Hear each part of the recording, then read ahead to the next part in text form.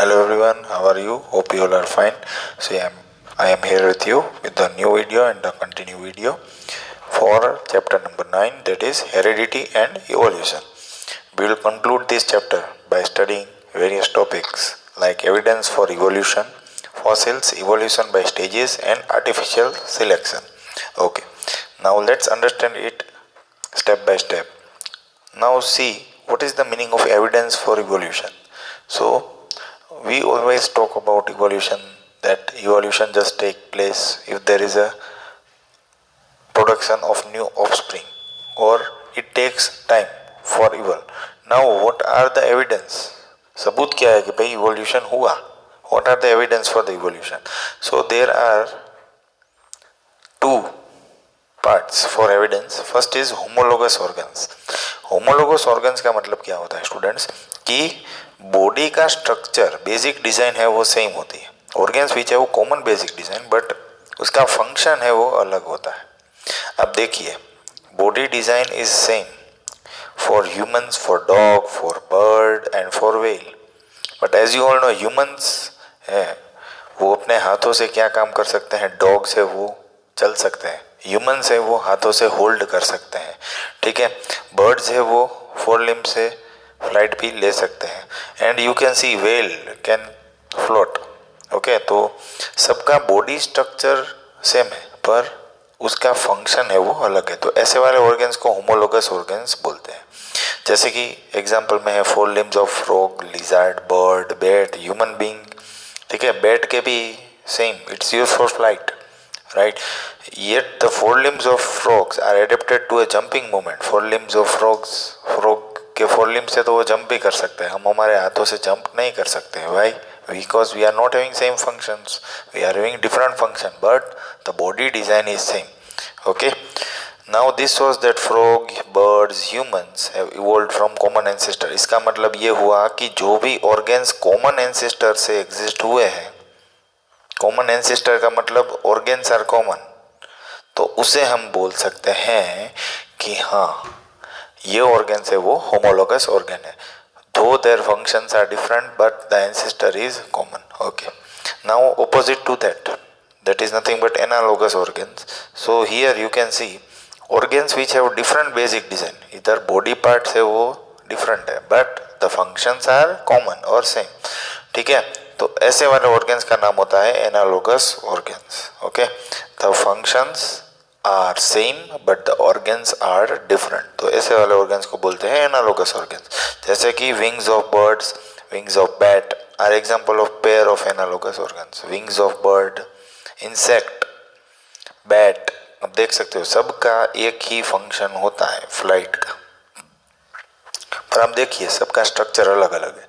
ठीक है, when wings of birds are composed of bones of forelimb and are covered with feathers. Wings of bat are composed of bones and thin membrane covering the structure. Okay, yet wings in both the organism are used for flying. देखिए दोनों के wind का composition, मतलब कि wing का composition अलग अलग है. एक है वो कैसे बना हुआ है, फीदर से बना हुआ है और बोन से बना हुआ है. दूसरा है वो मेम्ब्रेन्स और बोन से बना हुआ है, पर फिर भी दोनों का फंक्शन क्या है?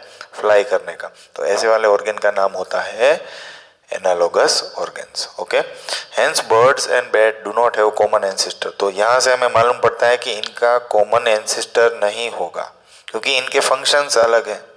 Common ancestor is not present in analogous organ. तो इससे हमने ये कंक्लूड किया कि अगर फंक्शन कॉमन है तो वो कॉमन एंसेस्टर से बिलोंग करते होंगे, और अगर फंक्शंस कॉमन नहीं है देन वी कैन से, थोड़ा उल्टा बोल दिया. तो फंक्शंस अगर कॉमन है, फंक्शंस अगर कॉमन है तो कॉमन एंसेस्टर से वो बिलोंग नहीं करता है. ठीक है, पर अगर बॉडी डिजाइन है वो कॉमन है, though their functions are different, then we can say that it belongs to same ancestor. Okay, so now it's clear to all. So see, though they are not having common ancestor but they can evolve to perform different design and survive and flourish in the prevailing environment. उनकी design अलग है फिर भी वो survive करते हैं अपने environment में. दोनों का एनवायरनमेंट अलग होता है, बैट और बर्ड का. ठीक है, आप सबको मालूम है. तो I think now it's clear that if a body design is same but the functions is different, then they belong to common ancestor. Such organs are known as homologous organs, but contrasting to it, if functions are same and body designs are different, then we can say they are not having common ancestor and they belong to analogous organs. Now let's move to the next topic, that is fossils. So the remains of dead plants or animals from the distant past, मतलब बहुत सालों से ज़मीन में कोई animals है वो dead है और डिकम्पोज हो रहा है, तो उसको हम बोलते हैं fossils. Scientist usually take 10,000 year age the minimum age to categorise anything as fossil. कितने साल मिनिमम लेते हैं scientist? 10,000 years. This fossil tell us how many extinct animal and also give insights into how evolution could have taken place. ये हमें दो चीज़ के बारे में आइडिया देंगे कि कौन से एनिमल थे और चले गए, और दूसरा कि कैसे एक ऑर्गेनिज्म का बॉडी है वो इवॉल्व हो रहा है. ठीक है, they provide evidence for evolution bye revealing characteristics of past organism. अगर हमें पास्ट ऑर्गेनिज्म की बॉडी ऐसी मिल गई तो हमें मालूम हो जाएगा कि पहले के ऑर्गेनिज्म के पास क्या क्या बॉडी पार्ट्स थे, क्या क्या कैरेक्टरिस्टिक थी, and the changes that have given rise to the organism. Now how are fossil formed? ये भी बहुत ही इंपॉर्टेंट क्वेश्चन है कि भाई फॉसिल फॉर्म कैसे हुआ. फॉसिल फॉर्म होने में टाइम लगता है. Yes, it takes many years. It takes 100 of millions years to form. Okay, देखिए around 100 millions year ago some invertebrates died in the sea. You can see more sand accumulates and sandstone is form under pressure. ऊपर बहुत ही sand जमा हुआ और sandstone जमा हो गया. Millions of year later dinosaurs आप देख सकते हो, right, living in the area die and bodies are buried in the mud. ये भी मर गए बेचारे. Mud is compressed into rocks about the previous layer. Mud है वो जमता गया. ठीक है, millions of year later bodies of horse, तो यहाँ पे हॉर्स का बॉडी शो किया है. ठीक है, dying in the area are buried in the rocks. ये भी रॉक्स के नीचे चले गए. As we dig the sequence of fossil found will be horse, dinosaurs, invertebrates. सबसे पहले आपको कौन मिलेगा? फर्स्ट हॉर्स मिलेगा क्योंकि वो रिसेंटली बरीड हुआ है. सेकंड आपको कौन मिलेगा बताओ? सेकंड आपको मिलेगा डायनासोर्स. ओके, और थर्ड आपको कौन मिलेगा? थर्ड आपको इनवर्टिब्रेट्स मिलेंगे. तो अगर आप यहाँ पे डिगिंग करेंगे तो आपको ये सीक्वेंस मिलेगा. ठीक है, so what fossils provides us? Fossil just provides that the fossil found deeper are older. जैसे हमने यहाँ पे देखा, सबसे ओल्ड था इनवर्टिब्रेट और सबसे रिसेंट था horse. And then those found closer to the surface, मतलब जो सरफेस से जो बहुत क्लोज है वो आप बोल सकते हो कि ये फॉसिल जो है वो बहुत ही पुराना है या बहुत ही एंशियंट है. ठीक है, जैसे यहाँ पे आपको समझाया गया है कि ये एक लेयर ऑफ सॉइल है, आप देख सकते होंगे. तो ये ओल्डेस्ट है जो यहाँ से इंडिकेट हुआ है, और ये है वो यंगेस्ट है जो आप देख सकते होंगे यहाँ पे, और ये जो है वो ओल्डेस्ट है. ठीक है, अब हम आगे जाते हैं. Exact age of fossils can be found by finding the ratios of different isotopes of carbon isotope. This is called carbon dating. Exact age of fossil कैसे मिलेगा? कार्बन डेटिंग करते हुए मिलेगा. कार्बन डेटिंग क्या है? देखिए, आप देख पा रहे होंगे कि ये एक एनिमल है वो मर गया, तब उसके पास 100% कार्बन का कंटेंट था, पर जैसे 5730 ईयर्स हुआ तो वो कार्बन आइसोटोप तो सेम ही है C14, पर इसमें 50% मतलब कार्बन का रिडक्शन हो रहा है जैसे जैसे ईयर्स बढ़ रहे हैं. ठीक है, तो कार्बन के कंटेंट से ही मालूम हो जाएगा कि वो फॉसिल है वो कितना पुराना है. ठीक है, so I think you all are clear that fossils provide two information. Relative age of the fossil, मतलब एक फॉसिल दूसरे से कितना पुराना है. दूसरा, exact age of fossil by carbon dating method, where you can compare the carbon levels according to the years. Now evolution by stages, कैसे कई सारे बॉडी पार्ट्स हैं वो इवॉल्व हुए. सबसे पहला एग्जांपल है evolution of eyes. Eye is a complex organ as we all know, and its evolution could not have taken place due to single variation. एक वेरिएशन से ही उसका इवोल्यूशन नहीं हो सकता है, इतनी तो सिंपल चीज़ है नहीं ice, right. So it has happened in stages. Planaria is a first animal, ये आपको दिख रहा है वो प्लेनेरिया भाई साहब है. ठीक है, which shows I like structure, जहाँ पे आप देख पा रहे होंगे I like structure. The dark spots on the planaria are light sensitive spots, but a planaria cannot distinguish between two different objects. Planaria है वो दो ऑब्जेक्ट को डिफरेंशिएट नहीं कर सकता है। आगे जाते हैं। Eyes of insects are compound eye, ये इंसेक्ट की आई है, आप देख पा रहे होंगे, this are insects eye, which are made up of thousands of optical surface. इसके सरफेस के ऊपर बहुत ही ऑप्टिकल चीज़ें होती है जिसके कारण वो इल्यूमिनेट होता है। ठीक है, ऑप्टिकल मतलब जो भी आई के रिलेटेड होता है उसको ऑप्टिकल, इल्यूमिनेट होता है मतलब लाइट गिरने से वो चमकता है, जैसे आप यहाँ पे देख सकते हो।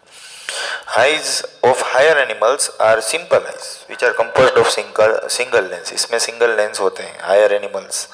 ठीक है, most of the animals can not differentiate among colours, ये एनिमल्स को कलर डिफ्रेंशिएट करना नहीं आता है।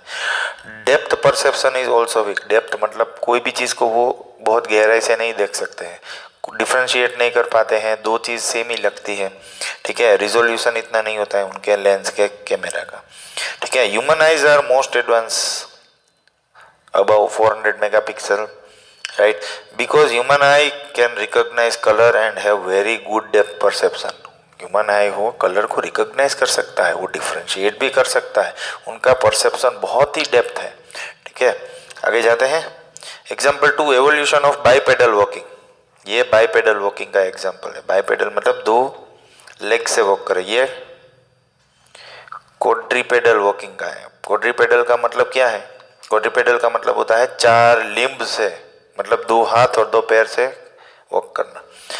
Evolution of bipedal walking, most of the tetra का मतलब ये है quadrupedal, have to use all the four limbs for locomotion, locomotion मतलब walking. Some apes can walk up to small distance by using just the hind limbs, hind limbs से भी बहुत कई सारे डिस्टेंस है वो पार कर लेते थे। Humans have finally evolved by four bipedal walking, हम दो पैरों से ही, बाईपेडल मतलब दो पैरों से वॉकिंग करना।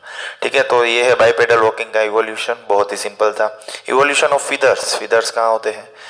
बर्ड्स में फीदर्स होते हैं। ठीक है, it is an evolutionary change that has produced in organism and it has entirely different function for different organism. जैसे बर्ड्स है वो फ्लाइट के लिए यूज़ करते थे, या फिर वो कोल्ड वेदर से बचने के लिए भी यूज़ करते थे, जैसे यहाँ पे दिया है insulation against cold weather, but later they useful for flight.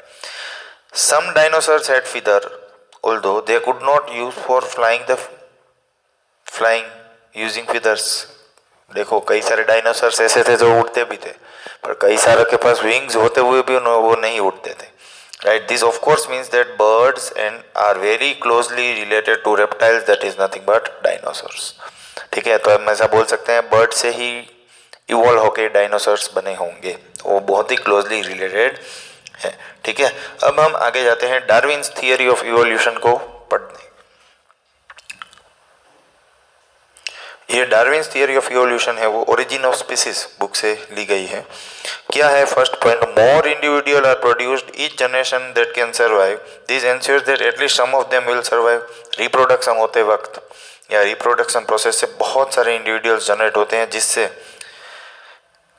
कहीं ना कहीं जो ऑफस्प्रिंग है वो सर्वाइव करके आगे बढ़ेगा। ठीक है, आगे जाते हैं। With in the population there is a natural selection, some individual have more favourable variation than others.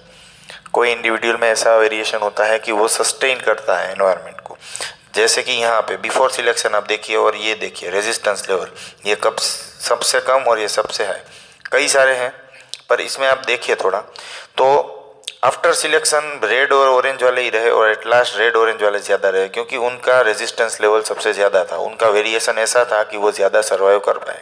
So with in the population there is a natural variation, some individual have more favourable variation than other. Favourable किससे? Environment से, they are more resistive to the environment and that's why they are living very well. आगे जाते हैं। Phenotypic variation, phenotypic का मतलब physical, exist among individual and variation is inheritable.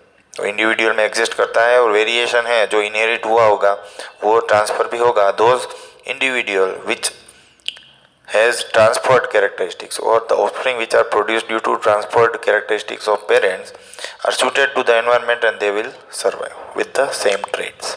Okay, now fourth point, that is natural selection. The struggle for survival within the population eliminates unfit individual.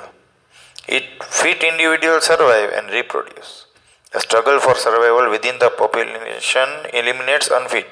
Natural selection का मतलब क्या है कि बहुत bad weather हुआ, एक बैक्टीरिया था, ठीक है, या फिर ऐसा कुछ हुआ कि किसी ने पैर रख दिया तो ज़्यादा पॉपुलेशन वाले थे अनफिट थे वो चले गए, और नेचुरली जो फिट वाले बीटल्स थे वो रह गए और वो आगे ड्रिफ्ट किया, मतलब जेनेटिक ड्रिफ्ट हुआ उनका, ठीक है. Last this variation when accumulated over a long period of time and reproductive isolation will occur which give rise to new species. ये दोनों अलग हो गए बेचारे, ये जो है वो मेल है, ये फीमेल एग है, मतलब फीमेल फ्रॉग है, दोनों अलग हो गए, ठीक है. Reproductive isolation refers to inability of related species to breed. अगर रिप्रोडक्टिव वे से ही आइसोलेट हो गए, मतलब मेल फीमेल से अलग हो गए, तो उसके कारण नया स्पीसीज आ सकता है, जिसको हम स्पेशिएशंस बोलते हैं. For example a frog lays thousands of egg at one go. They are release in water left to fend for themself, मतलब फर्टिलाइजेशन के लिए वो रिलीज करते हैं. But most of them are washed away, मतलब वो पानी में बह जाते हैं, या फिर eaten by predators as shown over here. Eaten by predators, कोई स्नेक आके खा लेता है. However some portion of them turns into tadpoles, जो यहाँ पे दिखाया गया है. Once again many tadpoles are eaten up by predators, ये टेडपोल्स भी खा लेगा, भूखा है, ठीक है. Living a few to develop into adults, तो इसमें से थोड़े बहुत ही एडल्ट्स बनेंगे, ठीक है. बाकी तो ये सब टेडपोल से वो कौन खा जाएगा, ये सांप खा जाएगा.